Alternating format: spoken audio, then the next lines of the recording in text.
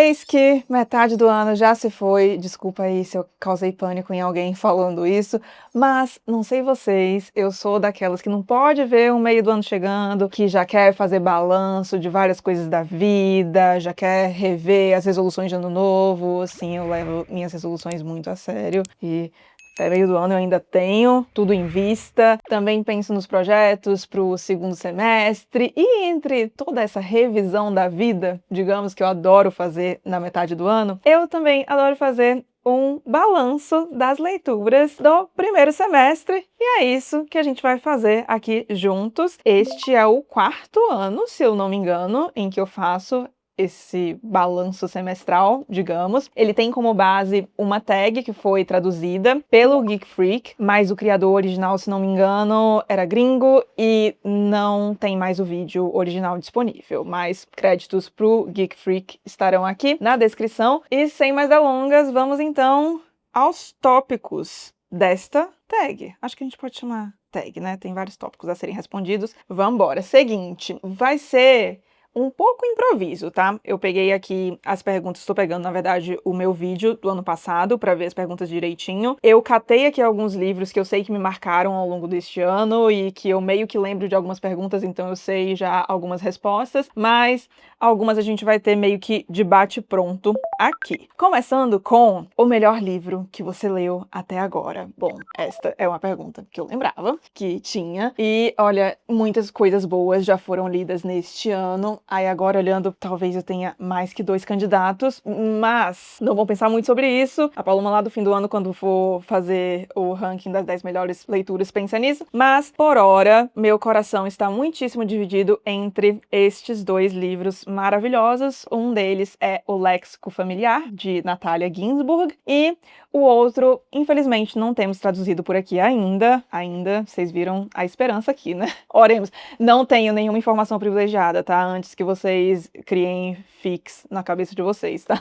Mas ainda não temos tradução para este aqui, que é o Long Live the Posthorn, da Vigdis Hjorth. Então, 2 livros escritos por mulheres maravilhosas. No da Ginzburg, a gente tem um livro de... é uma espécie de autobiografia familiar. Eu acho que é a melhor definição disto aqui. A Ginzburg fala, então, da família dela, que foi uma família que sofreu bastante com o fascismo na Itália, pois era uma família de descendência judia, e aí com o avanço das leis raciais sob o fascismo de Mussolini, acaba sofrendo bastante, essa família se desintegra. É uma história muito triste, mas eu gosto muito do foco. Como é que eu posso falar? Do ângulo, eu acho que eu diria isso, do ângulo que a Ginzburg coloca aqui, porque tendo em vista todo esse cenário, a gente pensa que é um livro repleto de grandes tragédias, e nós temos grandes tragédias aqui, mas ela parece fazer questão de não fazer esse ser o centro do livro. E em breve vai sair, na próxima semana, mais especificamente, vai sair vídeo deste livro aqui para os apoiadores do canal. Então, agora estamos com planos para apoiadores, e aí, se você for um apoiador do Plano Calhamaço, todo fim de semana praticamente tem vídeo para você, são 4 vídeos por mês, então 2 extras além dos abertos para todos aqui no canal, e uma das resenhas sempre vai ao ar no mês seguinte para o público geral, então público geral, vocês também têm resenhas, e a resenha que foi eleita em votação para vir a público vai ser Léxico Familiar, então se você não é um apoiador, no mês que vem, que será agosto, teremos a resenha deste aqui no canal. Se você é apoiador, no domingo que vem já tem a resenha deste livro maravilhoso aqui, então não vou me demorar tanto. E no Long Live the Posthorn nós temos essa mulher que tá enfrentando uma... não é crise de meia-idade, porque pelo amor de Deus ela tem 35 anos, mas ela está numa certa crise. Ela se vê ali num trabalho em que ela não encontra muito propósito, e já adianto que nem acho que a gente precisa encontrar propósito no trabalho, tá?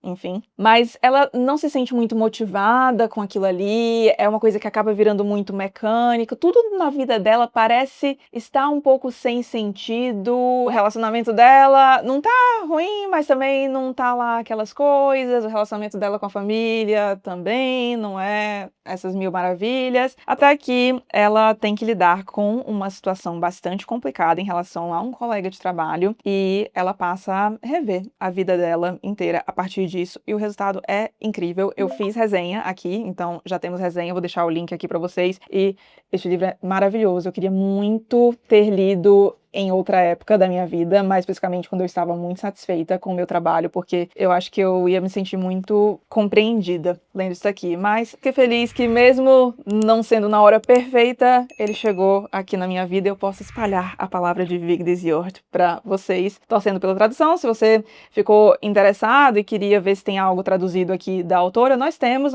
o Herança e Testamento pela HarperCollins, links estarão na descrição. Então, para melhor leitura, estou um pouco dividida.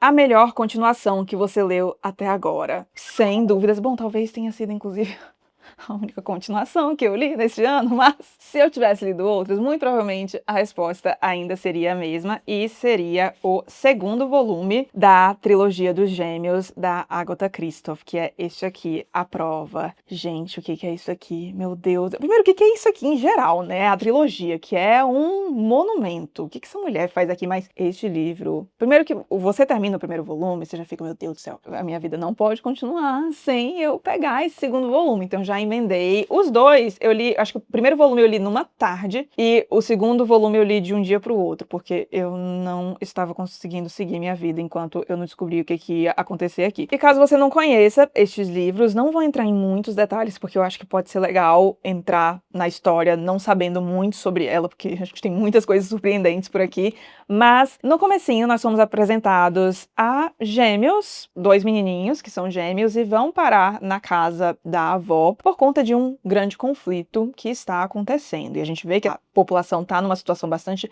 periclitante, que tem gente morrendo, a mãe desses meninos está bastante confusa. E isso não nos é dito diretamente no livro, mas até por conta da autora ser húngara, dá para imaginar que trata-se da Hungria durante a Segunda Guerra Mundial e essa avó não é uma pessoa muito legal, para dizer o mínimo. Esses meninos vão ter que se virar lá e são as aventuras, ou eu deveria dizer desventuras, desses meninos que a gente acompanha ao longo destes 3 livros, minha gente. Bom demais, mas prepare-se para algumas cenas bastante chocantes por aqui. Terceiro tópico é melhor leitura de livro lançamento deste ano. Eu sabia que este livro ia aparecer, mas eu ainda não sabia onde eu encaixaria. Achei. Talvez tenha sido o único melhor lançamento, assim, o único lançamento deixando de que eu realmente gostei, que eu li até agora. E lembrando que lançamento aqui vale para livro que foi lançado no Brasil recentemente. Ele pode ter sido lançado lá fora há não sei quantos mil anos, mas se é lançamento recente aqui no mercado brasileiro, eu levo em consideração, tá? E este aqui, O Adversário, de Emmanuel Carrère, foi lançado neste ano. E isto aqui é bom demais. Meu Deus do céu, que coisa maravilhosa. Também vai vir a público a resenha deste livro aqui, tá? Amei gravar a resenha deste livro, aliás. E do que trata-se, então, O Adversário? Aqui nós temos o Emmanuel Carrère, que é um autor francês bastante consagrado, contemporâneo, inclusive, que escreve sobre um crime que chocou a França, protagonizado por um homem chamado, acho que é Jean-Claude Roman, isso, Jean-Claude Roman, e esse homem simplesmente assassinou toda a sua família. Os mais próximos, então, sua mulher, seus filhos, seus pais, cachorro da família e tudo isso porque os 18 anos de mentira em que ele vivia e que, portanto, forçou sua família a viver também, estavam prestes a ruir. Essas mentiras estavam prestes a vir à tona. E o Carrère conta isso aqui de um jeito muitíssimo original, mas falaremos mais de Carrère muito em breve, porque certeza que eu ainda vou achar um jeito de colocar esse homem em um outro tópico aqui. O livro mais aguardado do segundo semestre.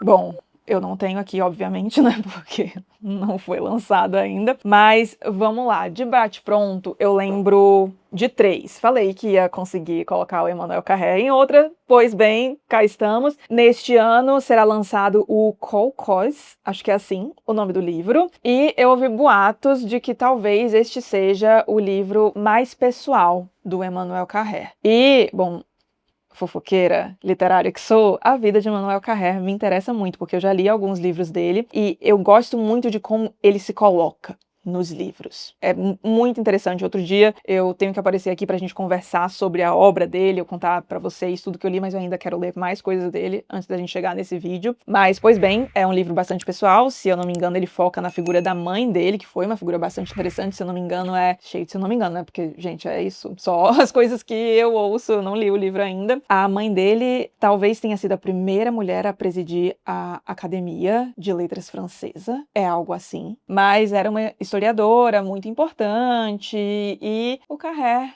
me parece meio um sincericida, sabe? Em alguns momentos. Então, eu tô curiosa pra ver o que a gente vai encontrar neste livro. Outro que eu lembrei agora foi um livro que eu vi recentemente na minha viagem de férias. Eu estive em Paris. E enquanto eu estava na Shakespeare Company olhando lá 1000 livrinhos, eu me deparei com um livro chamado On Story. Eu acho que é isso que ficou no original, e agora tá a tradução na minha cabeça, que é sobre histórias, narrar histórias, gente, tá difícil. A memória aqui da Susan Sontag e do John Berger. E eu vi aquele livro e fiquei, gente, peraí, como assim? Eu sou discípula de Susan Sontag. Eu sabia dessa entrevista, a gente já chega lá, mas eu sabia que existia esse material, mas eu não sabia que tinha sido transformado em livro. Aí eu vi e fiquei, meu Deus do céu, só que eu já tinha estourado a minha cota de livros na viagem, porque eu estou com o meu projeto pelo 2º ano de 4x1, então eu só posso comprar um livro após ter lido 4 livros. Então eu dei uma segurada, até porque eu pensei, em algum momento ele chega no Brasil, qualquer coisa, mas não esperava que ele fosse chegar tão rápido. Então, traduzido pela Fósforo, se eu não me engano. Eu achei a capa belíssima, inclusive acho que fiz bem de não comprar a edição de lá, porque a daqui me pareceu muito mais bela. E, bom, é basicamente a transcrição de uma conversa que aconteceu entre a Susan Sontag e o John Berger em plena televisão. Aí tinha umas coisas tão maravilhosas antes de gente se passar na televisão. Hoje em dia a gente vê mais essas coisas, né, em podcast, coisas do tipo, mas não sei se a gente tem conversas desse nível. E eu dei uma folhadinha e eu fiquei, meu Deus, eu vou precisar disso aqui em livro mesmo. Eu já tinha visto a entrevista, a conversa, na verdade. Tem disponível aqui no YouTube, tá? Eu vou deixar o link pra vocês. Mas poder riscar ali, grifar, pensar algumas coisas a partir do material com mais intensidade, eu diria. Eu acho que eu me relaciono muito melhor com o papel do que com o vídeo, por exemplo. Enfim, tô bem ansiosa pra colocar as minhas mãos nisso. E lembrei de mais um. E aí a gente para, tá? Não vou lembrar o nome do autor, mas o nome do livro é Os Últimos Dias de Roger Federer, e eu acho que tem um subtítulo. Basicamente, a ideia do livro... Bom, eu amo o Roger Federer, meu Deus, maravilhoso, ídolo master do tênis. Adoro o Nadal também, mas assim, Federer tem meu coração. Saudades de ver esse homem jogar, meu Deus. Mas foco, voltemos. A ideia do livro é narrar o encerramento das coisas, o fim de tudo, né? Meu Deus, que apocalíptica. O fim, quando as coisas encerram. E fins me interessam muito. Eu li a sinopse, fiquei intrigada, fui pesquisar sobre o autor, ouvi falar bem, então estou aguardando este lançamento também. E chega, né? Vamos ficar com esses 3, senão eu começo a lembrar de mais coisa. O livro que mais te decepcionou neste ano? Gente, é aquela coisa, né?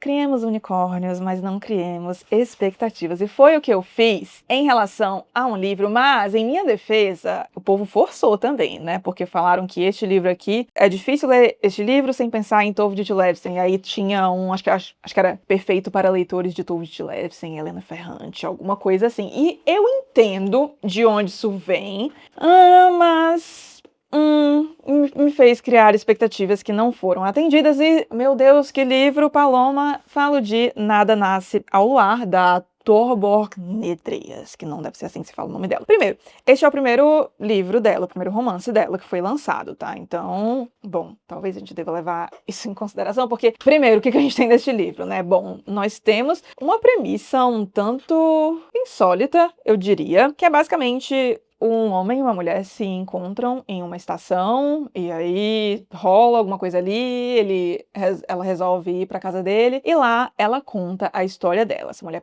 parece estar bastante atordoada e basicamente a história dela envolve muito um amor que ela teve e um amor que foi uma desgraça para a vida dessa mulher, porque ela se apaixona pelo professor dela, um homem que era mais velho, um homem que já tinha um relacionamento e há muitas consequências a partir desse relacionamento. O que eu gosto muito deste livro discute coisas muito à frente do seu tempo. Então aqui a gente tem um cenário de Noruega pós-guerra. Eu acho essa ambientação muito interessante, muito diferente, por mais que eu já tenha lido muita coisa de Segunda Guerra Mundial. Vocês que são freguesia deste canal bem sabem. Eu não acredito que eu li algum livro ambientado na Noruega, mas isso aqui é mais um pano de fundo, tá? O livro não foca tanto nesse contexto, mas foca muito na questão feminina nesse contexto. Então, o que aconteceu com as mulheres, como era a questão dos direitos em relação a elas, as diferenças de tratamento entre homens e mulheres. E eu acredito que aqui a gente tem discussões muito à frente de seu tempo mesmo. Mas eu fiquei com a impressão de que o livro falhou bastante na parte do romance mesmo, na ficção. Eu acho que tem falhas de ritmo. Várias vezes lendo isso aqui eu ficava, eu acho que ela podia ter feito um ensaio. Então, bom, tem resenha dele no Clubinho. Se você é membro do Clubinho, assinante do Plano Tolstói, você tem acesso. Aliás, bom lembrar que assinantes do Plano Tolstói têm acesso a tudo meu na internet, tá? Então, assinantes do Plano Tolstói, vocês não precisam apoiar aqui o canal, porque já vai tudo ao ar lá no Clubinho pra vocês, tá? Mas, enfim, temos essa resenha aqui, que foi ao ar no fim do mês passado, acredito eu, pra vocês. Mas é isso, me decepcionou um pouquinho. Talvez eu passe esse livro pra frente em algum momento, porque, honestamente, não pretendo reler. Não me arrependi da leitura, mas eu acabei criando essas expectativas aí que não foram muito atendidas. Então, fiquemos com Nada Nasce ao Luar. O livro que mais te surpreendeu neste ano? Eu peguei um aqui que se encaixa muito bem, então a gente pode falar dele, apesar de que eu acabei de pensar em outro, mas vamos primeiro falar de Agatha Christie novamente, mas dessa vez com o A Analfabeta. Eu ganhei este livro de presente da Mônica, que é dona da Livraria da Tarde, vulgo minha livraria favorita aqui de São Paulo. Eu gravei um vídeo com ela, aliás, contando sobre a livraria. Muito legal, aliás, ter acesso à experiência de alguém que tem uma livraria no Brasil, porque, convenhamos, não é um âmbito muito maravilhoso para negócios, mas felizmente a gente tem anjos que amam tanto livros que estão dispostos a seguir nessa empreitada. Então, se você quiser ver um pouco mais disso, a gente tem o vídeo aqui com a Mônica. E aí, ela me contou que estava obcecada com a Agatha Christie e resolveu me dar esse livro de presente. E ela falou para eu ler antes de ler a trilogia dos Gêmeos. Eu gostei bastante de ter lido antes. Não acho que precisa, tá? Acho que se você se interessou muito pela trilogia dos Gêmeos, pode ir direto. Gostei de ler. Aqui a gente fica sabendo mais da autora, mas, gente, isso aqui eu não esperava essa porrada, porque esse livro é uma grande porrada. Eu fiquei, assim, atordoada depois de terminar a leitura. A gente julga as coisas pelo tamanho, né? Então, olha o tamanho deste livro. Eu fiquei, deve ser muito legal, mas, assim, nada... O quê? Eu terminei esse livro ficando, gente... Aqui, ó. São Paulo, 2 de abril de 2026. Eu anoto onde eu tava e a data em que eu terminei o livro. E eu costumo colocar alguma anotação aleatória também. E aí, quero ler tudo dela. Foi isso que eu escrevi. E é exatamente isso. Aqui, eu ia falar a Ginsburg, olhem só. A Agatha Christie fala sobre a experiência dela de sair da Hungria, onde ela tinha nascido, então ela falava húngaro, ela foi alfabetizada em húngaro, depois tem mais contato com o alemão por conta da Segunda Guerra Mundial, enfim. Mas fato é que ela vai buscar abrigo na Suíça, e na cidade para onde ela vai, a língua principal é o francês. E ela não falava francês. E aí o título vem, A Analfabeta, basicamente porque ela fala de que ela sempre leu, ela era filha de professor, então ela sempre teve muito acesso a livros, ela lia bastante, ela aprendeu a ler muito cedo. E aí essa pessoa que teve, de certo modo, a sua identidade formada a partir das palavras, se vê na vida adulta uma analfabeta. É como ela se sente, porque ela não é capaz de falar a língua de onde ela tá, e ela comenta sobre esse processo de aprendizado, mas que não é nem um pouco tranquilo. Tem uma parte que ela fala sobre a filha dela, que já nasce lá, e aí fala o francês fluentemente, que, nossa, gente, eu sempre fico pensando que escritores, especificamente, essa experiência de exílio deve ser muito cruel, porque são pessoas que estão conectados à língua num outro patamar. Então, a Agatha passa tudo isso muitíssimo bem. Baita, baita, baita livro. E vamos parar por aqui, né? Que eu já tô vendo aqui, este vídeo está ficando grande. cancela os outros que eu ia citar. Nova obsessão literária. E aí, definindo novo autor. Tá. Eu entendi o que eu fiz aqui. Acho que a original era novo autor favorito que lançou o seu primeiro livro nesse semestre ou que você conheceu recentemente. E eu basicamente meio que risquei isso aqui e coloquei nova obsessão literária, que é basicamente como eu chamo esses autores que são vítimas da minha obsessão. Então, que eu conheço e quero sair lendo tudo. No ano passado, eu acho que eu não tive uma obsessão literária muito clara. Mas neste, por falta de uma, eu diria que eu tenho 3. Então, vamos lá. O Carré, novamente. Eu estou no terceiro livro dele, com certeza não pararei no terceiro. Já tô com talvez o quarto, talvez o quinto, bem enfileirado. Temos também, cadê? Deixa eu pegar aqui, a Vigdis Hjorth, não necessariamente com o seu Long with the Posthorn, né? Mas é só, tipo, representação aqui, porque temos a Vigdis. Já tô com o terceiro livro dela também, eu comprei agora nas férias. Eu mostrei pra vocês, aliás, os livros que eu trouxe de Paris, eu vou deixar o link aqui do vídeo. E a Agatha Christoph também trouxe um outro livro dela das férias. Então, são essas as minhas obsessões do momento. Que ano de descobertas por aqui. Livro mais diferente que leu até agora. Eu vou ter que dizer novamente que foi a Trilogia dos Gêmeos, novamente, porque primeiro que o narrador do primeiro livro é um narrador no plural. Eu não consigo lembrar de bate-pronto de um outro livro que eu li narrado no plural. Essa coisa do nós, sabe? A gente decidiu que ia fazer isso, e aí nós vimos. É tão curiosa essa perspectiva, fora o que essa mulher faz aqui, ao longo dessa trilogia. Então, certamente, a trilogia dos Gêmeos. Seu personagem favorito mais recente?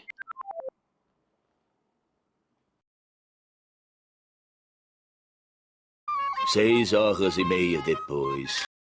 Eu posso dizer que é o Carré. Bom, é que ele é personagem dos próprios livros, acaba. É um personagem ficcional? Bom, em parte é, né? Acho que todos criamos ficções a partir de nós mesmos. Eu vou falar o Carré, porque nenhum outro me saltou assim aos olhos. Então, vamos, Carré. Gente, acho engraçadíssimo, muito inteligente, tem umas sacadas. Eu adoro esse homem. Maravilhoso. Então, vamos de Carré. Um livro que te fez chorar neste primeiro semestre. Sei a resposta. Eu peguei este livro que eu sei que também conseguiria encaixar em algum lugar e chegamos. Este é O Invencível Verão de Liliana. No vídeo em que eu falo sobre este livro aqui, que foi um vídeo de resumo das leituras do mês, eu vou deixar o link aqui pra vocês. Nossa, gente, é difícil demais falar desse livro. Eu falo que eu queria muito gravar um vídeo sobre este livro, porque eu acho importante, mas eu ainda não consegui reunir a coragem de voltar aqui nas minhas anotações, porque basicamente este é um livro tristíssimo, infelizmente baseado em uma história real. É a história da irmã da autora, a Cristina Rivera Garza, então, que fala de sua irmã Liliana, que foi assassinada pelo namorado em um crime, claro, de feminicídio. Esse homem nunca pagou pelo crime que cometeu. E basicamente o que a Cristina faz aqui é narrar a história da irmã dela. E é muito interessante, é muito bonito essa parte, porque a Liliana era uma pessoa que documentava muito a própria vida. Então, ela fazia muitas anotações, ela escrevia cartas, ela tinha muita coisa ali, sabe? Que depois que ela morre, a família fica com medo de revisitar aquilo. A Cristina, depois de um bom tempo só, resolve voltar nisso, e aí ela resolve reabrir o processo da irmã, acaba tendo que cutucar feridas que nunca foram realmente cicatrizadas, se a gente parar pra pensar. Ela fala um pouco desse processo de luto de uma forma muito sensível. Eu gosto muito da maneira como ela estrutura este livro também. Eu não posso imaginar o quão difícil foi juntar esse material. É um livro muito sensível, um livro muito forte, um livro que, acima de tudo, deve ser lido. Então, eu recomendo, mas saiba que, assim, esteja, acho que em um bom momento, porque é um livro que por vezes faz a gente ter um pouco menos de esperança na humanidade, sabe? Em algumas partes. Principalmente se você é mulher. Mas vamos ver se eu consigo a coragem de voltar aqui, porque eu realmente queria. Acho que o livro merece. É um baita livro, foi vencedor do Pulitzer de 2024. Aliás, na categoria Memórias ou Autobiografia. E, bom, eu não cheguei... A pergunta se me fez chorar? Tarará. Um livro que te fez chorar. Pois é, eu não chorei. Eu nunca chorei lendo um livro. Tem isso sobre mim. Mas foi quase. Então, O Invencível Verão de Liliana. Um livro que te deixou feliz neste primeiro semestre. Nossa, gente, essa sequência aqui, né? Parece aquela... Não sei se vocês já viram essa playlist no Spotify, eu acho maravilhosa. Que é da Montanha Russa de Emoções, que é... Ai, que besteira, meu Deus. É uma música do Radiohead alternada com uma música de Chiclete com Banana. Pois é. Enfim, voltando. Um livro que me deixou feliz. A pessoa que só lê desgraça, né? Tem um pouco de dificuldade de encontrar isso. Jesus! E talvez possa citar o livro da Sigrid Nunes, o livro dela de memórias, em relação a Susan Sontag, que foi o Sempre Susan. E eu fiquei... Me deu, não gargalhadas assim, mas eu lembro de ter sorrido algumas vezes, porque eu já li tanto da Susan Sontag e sobre a Susan Sontag, que parece que meio que eu conheço, sabe? Parece que eu tava lendo sobre alguém que me era próxima também, antes de deixar este mundo. Então, a Sigrid coloca algumas manias da Susan, algumas coisas não tão legais sobre a Susan, e eu, tipo, ficava... sei bem, né? Não devia ser fácil, não era fácil. Então, eu acho que causava um pouco disso. Foi um livro que eu gostei bastante de ter lido. Me deixou feliz. Então, inclusive, Susan Sontag ganhou um dossiê neste ano aqui recentemente no canal, então vou deixar o vídeo linkado aqui, também na descrição. Basicamente, nele eu falo muito do que sei sobre Susan Sontag e sobre a obra dela. Então, links na descrição. Melhor adaptação cinematográfica de um livro a que você assistiu até agora. Pera, eu vi 2 adaptações literárias. De uma delas, eu consigo falar com mais propriedade como adaptação, porque eu li o material original e da outra não. Mas vamos lá, eu vi Hamnet. Gente, chorei que nem um bebê, tá? Meu Deus do céu, que filme... Ai, que lindo que é aquilo. Amei, amei, amei. Fiquei com bastante vontade de ler o original. Maggie O'Farrell, o nome da autora. E, o filme é lindíssimo. Recomendo. E o que eu li, efetivamente, foi Os Vestígios do Dia, e aí assisti a adaptação deste ano, e como adaptação, achei ótimo. Eu gostei mais do livro, vou pra comparar, assim, eu gostei mais do livro mesmo. O que costuma acontecer em relação a adaptações, é difícil eu achar que algo consegue ser melhor que o livro. É uma adaptação muito fiel, em diversos sentidos. Acho que passa também bem o espírito do livro. Achei que os atores estão sensacionais. A gente tem o Anthony Hopkins, inclusive, como protagonista. Achei que ele coloca muito no olhar o que a gente sente lendo o personagem no livro. O livro é do Kazuo Ishiguro, aliás. Então, ficam aí esses 2, que foram as únicas adaptações a que eu assisti neste ano. Sua resenha favorita desse primeiro semestre? Escrita ou em vídeo? Bom, eu acho que... Eu sempre fico na dúvida, né, se é uma resenha minha ou de outra pessoa, então eu acabo fazendo as 2, eu acho, todo ano. Vamos começar pela dos outros. Talvez eu já tenha falado sobre isso antes, mas como eu crio conteúdo sobre livros, eu não gosto tanto de consumir conteúdo sobre livros, porque, eu acho que quando é a minha hora de consumir conteúdo, digamos, de ver coisas, eu prefiro ver coisas de outros nichos. Então, eu não consumo tanto conteúdo literário quanto algumas pessoas imaginam, porque vira e mexe vem gente pedir recomendações, etc. E a verdade é que eu nem tenho tantas assim. Mas tem um canal, ela é gringa, ela é estadunidense, se eu não me engano, a Alana Estelle, que vira e mexe eu vejo os vídeos dela, porque eu acho que ela é bem o tipo de pessoa que tem um gosto parecido com o meu, mas que consegue citar algumas coisas fora da minha zona de conforto de vez em quando, que parecem ter potencial de me agradar também. Então, recentemente ela fez um vídeo sobre um livro que eu acho que tá bem falado por aí, pelo menos acho que 2 pessoas assim do meu convívio já me falaram sobre ele, e a resenha dela fez esse livro parar na minha lista de desejos, que é o Sobre o Cálculo do Volume. Eu esqueci o nome da autora, mas a premissa me parece muito interessante, que é basicamente uma mulher que está inserida num loop temporal, então ela repete o mesmo dia sempre, e ela tem consciência de que ela está repetindo o dia, mas as pessoas ao redor dela não. E a autora tá fazendo uma série a partir disso, e eu fico, gente, me interessa mais como um exercício literário, sabe? Ver como é que ela faz pra continuar fazendo o livro ficar em intrigante, o livro que se passa sempre no mesmo dia, sabe? Enfim, a resenha dela me deixou bem interessada, então eu vou deixar o link aqui também. E das minhas resenhas, eu acredito que bom, eu tô na dúvida entre a do Adversário ou a Victis. Uma dessas duas, tá? Eu gostei muito de gravar ambas as resenhas, então fiquemos com essas duas aí. Eu vou deixar a da Victis, enfim, já tá linkada aqui, né? O livro mais bonito que você comprou ou ganhou neste ano? Eu lembrava dessa pergunta e eu confesso que neste ano eu não ganhei nem comprei muitos livros bonitos. Na verdade, eu acho que todos são meio que bonitinhos, mas nenhum que, uou! Aí, o que me chamou mais atenção entre as coisas recentes que vieram para a estante foi esse aqui, que foi presente de uma cliente minha, aliás, um beijo, Sabrina, e é o Para John, da Joan Didion, então eu acho belíssima esta capa que a gente tem aqui, é uma sobrecapa, na verdade, então, ó, se a gente tira aqui, nós temos um livrinho a meio tom, é tipo um verdinho meio menta, sabe? Eu gosto dessa cor. Aí tem uns escritos em dourado aqui. Gostei do livro, achei bonito. Então, fiquemos com este. Por fim, quais livros você quer ou precisa muito ler até o fim do ano? Vamos lá, alguns. Primeiro, tudo que tá no meu clube do livro. É claro, então no clubinho ainda nós temos, vamos ver se eu lembro de cabeça, para este ano. Agora a gente tá lendo a autobiografia do Stefan Zweig e finalizando o 4321 do Paul Auster.